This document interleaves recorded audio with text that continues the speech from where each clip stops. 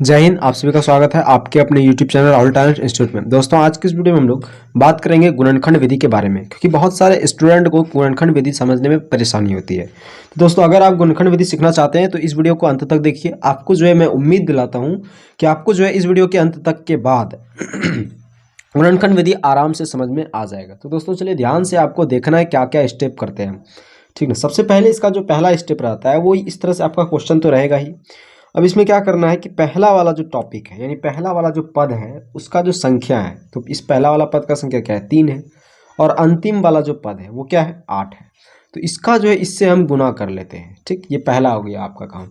तो जब 3 से 8 का गुना करेंगे तो क्या होगा, 8 तिया 24 हो गया।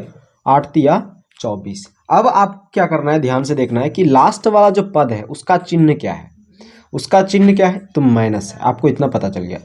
लास्ट वाला पद का चिन्ह क्या है, तो माइनस है। अब आपको ध्यान देना है कि ये जो बीच वाला पद है, बीच वाला पद का संख्या क्या है। अगर यहाँ 10 है या 1 है, जो भी है वो आपको ले लेना है। तो x के जगह पे क्या है, संख्या क्या है, 10 है। तो 10 हमें ले लेना है, 10 हमने ले लिया। ठीक ना। अब ध्यान देना है आपको कि ये जो 10 लिया हमने, घटाने पर 10 आए। घटाने पर यहाँ ये माइनस है ना, तो माइनस करने पर ऐसा संख्या लेना है 2 गो, जिसे माइनस करने पर तो 10 आए, लेकिन गुना करने पर, क्योंकि गुना किए ना 24 8 या 24, लेकिन गुना करने पर कितनी आए, 24 आए। तो ये कैसे पता करेंगे भाई, कैसे पता करेंगे, तो देखिए इसका सबसे पहले आप फैक्टर कर दीजिए, यानी कि एलसीएम ले लीजिए इसका।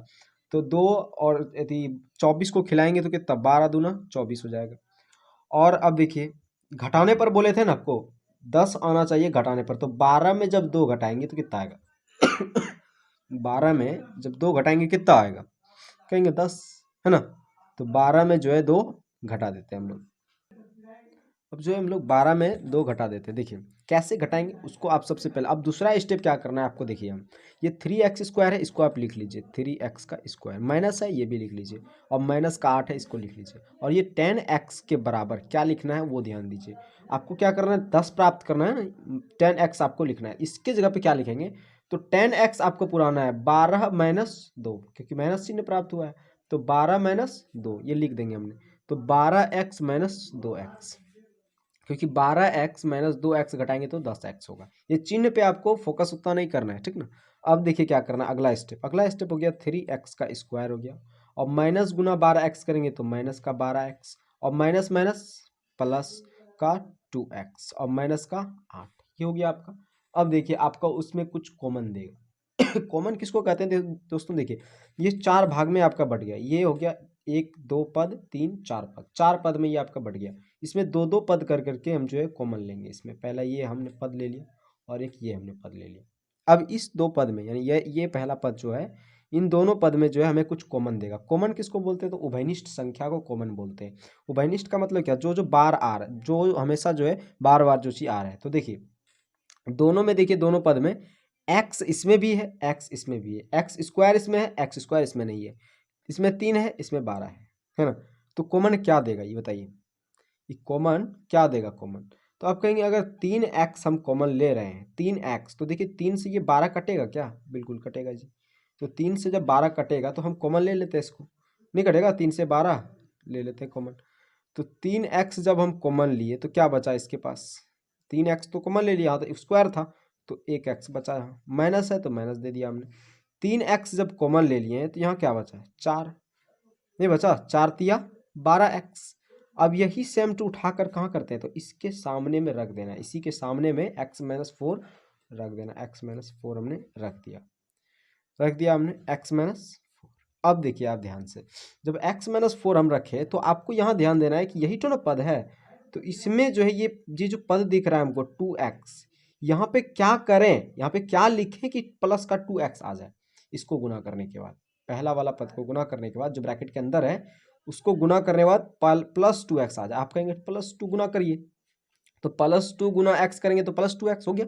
देखिए ये भी आ जाएगा आपका, प्लस माइनस माइनस हो गया, और 2 चौका 8 हो गया। यानी कि ये आपका सही निकल रहा है, समझ रहे हैं ना। उसके बाद 3x हो गया, और बाहर वाला आप एक साथ कर लीजिए प्लस का 2 ये, और इन दोनों में से किसी एक को रखिए x-4।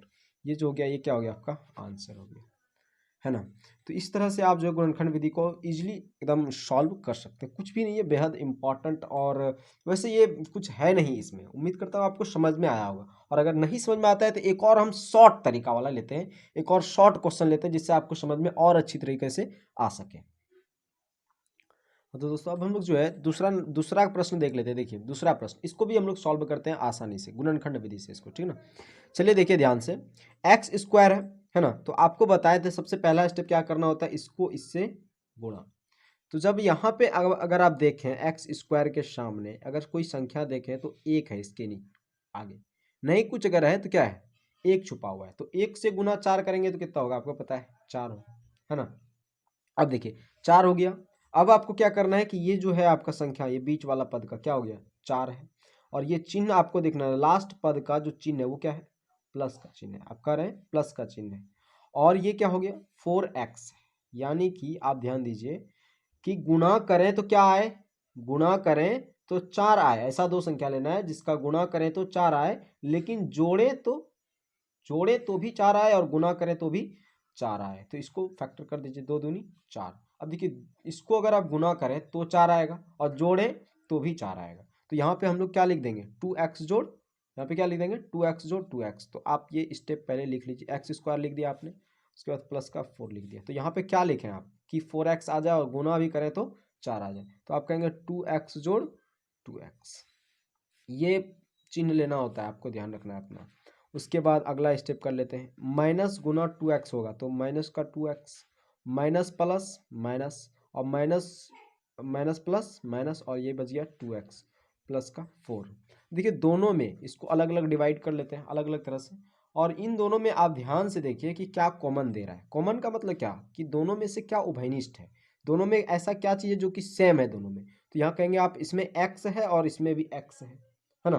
तो दोनों में से इसमें भी एक x है और इसमें भी एक x है, तो कॉमन है तो एक उसको क्या करते हैं हम लोग बाहर रख देते हैं। जब इसमें दो गो x था, एक बाहर रख दिए तो बचा क्या गो x, एक के x, और माइनस है तो माइनस देंगे।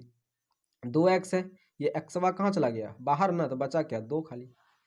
अब यही सेम उठा के इसके सामने रख देता है एक्स माइनस टू।